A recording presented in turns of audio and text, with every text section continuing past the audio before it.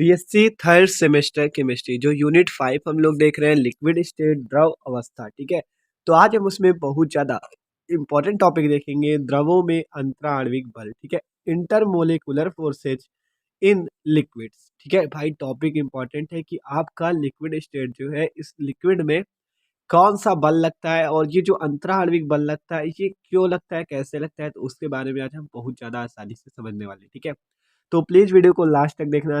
तो ये वीडियो बहुत ज़्यादा इंपॉर्टेंट होने वाला है। ठीक है, इसके पहले का वीडियो भी आप जाके देख सकते हो। ठीक है, तो सारी चैप्टर की यूनिट बनी हुई है। ठीक है, तो देखो देखते हैं आपकी इस यूनिट की प्लेलिस्ट को भी जाके चेक कर लेना। ठीक है, तो देखो पहले आपका टॉपिक है द्रवों में अंतरा आणविक बल, इंटरमोलिकुलर फोर्सेज इन लिक्विड्स। ठीक है, तो बात करें कि जो आपके द्रव लिक्विड है इनमें आपका कैसे लगता है अंतरा आणविक बल, तो देखो पढ़ो। कह रहा पदार्थ के अणुओं के बीच लगने वाले आकर्षण बल को अंतरा आणविक बल कहते हैं। क्या कहा गया कि जो पदार्थ के अणु है इनके बीच लगने वाले अंतर कैसे बल को, आकर्षण बल को अंतरा आणविक बल कहते हैं। ठीक है, आगे बढ़ो। इसी के द्वारा अणु एक दूसरे से बंधे रहते हैं, इसमें प्रबल अंतरा आणविक बल कार्य करता है। देखो जो आपके लिक्विड है इनके जो मॉलिक्यूल्स होते हैं ये किस आपको पता है, थोड़ा दूर दूर होते हैं, ठोस में ज़्यादा नज़दीक होते हैं, लिक्विड में थोड़ा उससे दूर। ठीक है, ये जो मॉलिक्यूल्स है ये क्या है, आपके एक आकर्षण बल द्वारा बंधे हुए हैं। ठीक है, एक आकर्षण बल द्वारा बंधे हुए, मतलब ये एक दूसरे को क्या करते हैं, ये मॉलिक्यूल को क्या करता है, एक दूसरे से आकर्षित करता है। ठीक है, और जो इनके बीच बल लग रहा है उसे क्या कहते हैं, इंटरमोलिकुलर फोर्स कहते हैं, अंतराण्विक बल कहते हैं। ठीक है, कहा गया पदार्थ के अणुओं के बीच लगने वाले आकर्षण बल को, इसके बीच में क्या लगता है, आकर्षण बल लगता है जो एक दूसरे को आकर्षित करता है, अंतराण्विक बल कहते हैं। इसी के द्वारा अणु एक दूसरे से क्या होते हैं, बंधे रहते हैं। ये क्या है, एक दूसरे से बंधे हुए हैं। इसमें प्रबल अंतराण्विक बल कार्य करता है, और इस पे ये भी बात कही गई कि अंतराण्विक बल कैसे कार्य करता है, प्रबल। अब आगे पढ़ो। कह रहा है ये मुख्यतः निम्न प्रकार के होते हैं। कितने प्रकार के होते हैं वो आगे देखेंगे। ठीक है, तो चलो देखते हैं। इसका पहला नंबर टाइप अंतराण्विक बल का पहला नंबर टाइप द्विध्रुव द्विध्रुव अन्योन क्रिया। ठीक है, द्विध्रुव द्विध्रुव अन्योन क्रिया, डाइपोल डाइपोल इंटरैक्शन। ठीक है, तो इसकी बात करें द्विध्रुव द्विध्रुव अन्योन क्रिया की, तो पढ़ो। कह रहा है ये क्रियाएं उन द्रवों में पाई जाती है जिनके अवयवी कणों में स्थायी द्विध्रुव होते हैं। ये इस प्रकार व्यवस्थित रहते हैं कि एक मॉलिक्यूल का धन ध्रुव दूसरे अणु के ऋण ध्रुव के साथ, देखो क्या कहा गया, ये क्रियाएं उन द्रवों में पाई जाती हैं, उन लिक्विड्स में पाई जाती है जिनके अवयवी कणों में स्थायी द्विध्रुव होते हैं। कैसे कि वो द्विध्रुव क्या हो, स्थायी रूप से बने रहे। अभी आप आगे आपको समझाएंगे। कह रहा है ये इस प्रकार व्यवस्थित रहते हैं कि एक मॉलिक्यूल का धन ध्रुव दूसरे अणु के ऋण ध्रुव, ठीक है, दूसरे अणु के ऋण ध्रुव, ठीक है, कह रहा है दूसरे अणु के ऋण ध्रुव के निकट रहे, इससे अंतराण्विक बल उत्पन्न हो जाता है। क्या बात कही गई कि पहले अणु का धन ध्रुव दूसरे अणु के ऋण ध्रुव के निकट रहे तो उससे अंतराण्विक बल उत्पन्न हो जाता है। ठीक है, एग्जाम्पल देखो H2O, NH3, HCl, HBr, ETC। ठीक है, तो देखो ये इसमें होता क्या है, जैसे आपका मान लो दो अणु है, ठीक है, दो मॉलिक्यूल्स है, किसी की भी मान सकते हो, किसी का एग्जांपल ले लो, H2O, NH3, किसी का भी एग्जांपल ले लो, दो मॉलिक्यूल है। तो देखो अब वो क्या है, द्विध्रुव। द्विध्रुव कब होता है, जब उस पे माइनस चार्ज और प्लस दोनों चार्ज होता है, तो वो एक डाइपोल होता है। ठीक है, जैसे आप देख रहे हो एक डाइपोल है, ये एक डाइपोल है। ठीक है, तो कहा गया पहले अणु का धन ध्रुव, ये इसका प्लस पॉइंट है, और दूसरे अणु का ऋण ध्रुव जब एक दूसरे के निकट रहता है तो उसके बीच में क्या होता है, आकर्षण होता है। प्लस और माइनस एक दूसरे को आकर्षित करते हैं, और इनके बीच जो बल लगता है वो एक अंतराण्विक बल होता है। ठीक है, अंतराण्विक बल उत्पन्न हो जाता है, और इसे ही कहते हैं द्विध्रुव द्विध्रुव अन्योन्य क्रिया, डाइपोल डाइपोल इंटरैक्शन। ठीक है, क्योंकि ये भी एक डाइपोल है, ये भी एक डाइपोल है, इनके बीच जो अंतराण्विक बल लग रहा है, तो यही क्रिया आपकी आपकी द्विध्रुव द्विध्रुव अन्योन्य क्रिया कहलाती है। ठीक है, पढ़ सकते हो। ये क्रिया उन द्रवों में पाई जाती है जिनके अवयवी कणों में स्थायी द्विध्रुव होते हैं। ये इस प्रकार व्यवस्थित रहते हैं कि एक मॉलिक्यूल का धन ध्रुव दूसरे अणु के ऋण ध्रुव के निकट रहे, इससे अंतराण्विक बल उत्पन्न हो जाता है। जैसे कि हमने यहाँ पे देखा कि पहले अणु का धन ध्रुव दूसरे अणु के ऋण ध्रुव के निकट है और अंतराण्विक बल उत्पन्न हो चुका है। ठीक है, और ये क्रिया आपकी द्विध्रुव द्विध्रुव अन्योन्य क्रिया कहलाती है। ठीक है, अब अगला नंबर पॉइंट देखते हैं, द्विध्रुव प्रेरित द्विध्रुव अन्योन्य क्रिया, डाइपोल इंड्यूस्ड डाइपोल इंटरैक्शन। ठीक है, तो देखो इसको देखते हैं, आसानी से समझते हैं। द्विध्रुव प्रेरित द्विध्रुव अन्योन्य क्रिया, तो ये क्या होता है, देखो जब कह रहा है ध्रुवीय अणु के पास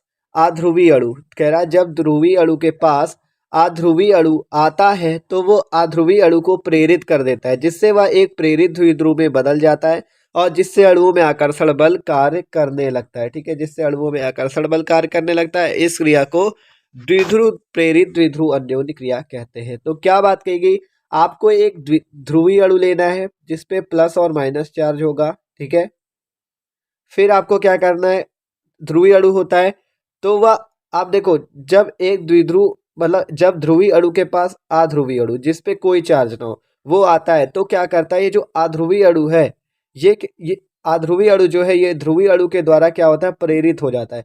मतलब इस पर भी थोड़ा आवेश आ जाता है, इस पर भी क्या होता है, थोड़ा चार्ज आ जाता है, जिससे ये भी क्या बन जाता है, ध्रुवी। और वो भी कैसा, प्रेरित द्विध्रुव। ये क्या किया गया, इस द्विध्रुव के द्वारा प्रेरित किया गया कि तुम भी एक द्विध्रुव बनो। अब जब ये भी एक द्विध्रुव बन जाएगा तो फिर से इनके बीच आकर्षण आ जाएगा, और ये जब आकर्षण आ जाएगा तो उसके बीच क्या करेगा, अंतराणविक बल, और ये क्रिया कहलाती है द्विध्रुव प्रेरित द्विध्रुव अन्योन्य क्रिया। ठीक है, एग्जाम्पल देखते हैं। देखो आप देख सकते हो यहाँ पे एग्जाम्पल, देखो कह रहा था ना कि प्राप्त ध्रुवीय अणु में बदल जाता है जिससे अणुओं में आकर्षण बल कार्य करने लगता है। ठीक है, यही था ना, जब ध्रुवीय अणु के पास अध्रुवीय अणु आता है तो वो अध्रुवीय अणु को प्रेरित कर देता है, जिससे वह एक प्रेरित ध्रुवीय अणु में बदल जाता है, जिससे अणुओं में आकर्षण बल कार्य करने लगता है, और इस क्रिया को प्रेरित ध्रुवी, देखो, और इस क्रिया को डाइपोल इंड्यूस्ड डाइपोल इंटरेक्शन कहते हैं। एग्जाम्पल जैसे जीनान और H2O का अणु, एग्जाम्पल के तौर पर जैसे जीनान और H2O का अणु। ठीक है, तो देख सकते हो, तो इसमें एक मॉलिक्यूल जो होता है वो कैसा होता है, पोलर होता है, मतलब ध्रुवीय होता है, पोलर मॉलिक्यूल, और दूसरा कैसा होता है, नॉन पोलर होता है। ठीक है, अब जब ये आपका ऐसे होता है तो ये क्या, जब ध्रुवीय अणु के निकट क्या आता है, अध्रुवीय अणु मतलब नॉन पोलर मॉलिक्यूल, तो ये जो ध्रुवीय है ये इसको क्या कर देता है, प्रेरित कर देता है कि तुम भी ध्रुव बन जाओ। ठीक है, जिससे ये क्या होता है, नॉन पोलर मॉलिक्यूल भी एक प्रेरित ध्रुव बन जाता है। देख सकते हो यहाँ पे ये ध्रुवीय अणु था, इसने क्या किया, इसको प्रेरित कर दिया, और इस पर भी माइनस चार्ज एक तरफ प्लस चार्ज आ चुका है। जब माइनस और प्लस चार्ज आ जाएगा तो ये प्लस इसके माइनस को आकर्षित कर लेगा और इस पर अंतराणविक बल लग जाएगा। ठीक है, जिससे ये जो अंतराणविक बल लगा है इसके कारण ही आपकी ये क्रिया क्या कहलाएगी, द्विध्रुव प्रेरित द्विध्रुव अन्योन्य क्रिया। और नीचे देख सकते हो संगुणित ध्रुवीय अणु बन चुका है। ठीक है, ये आपका वही प्लस चार्ज माइनस चार्ज को क्या कर लेगा, अपनी ओर आकर्षित कर लेगा ये। ठीक है, और आपकी ये क्रिया क्या कहलाएगी, डाइपोल इंड्यूस्ड डाइपोल इंटरेक्शन। ठीक है, अब अगला टाइप देखते हैं इसका।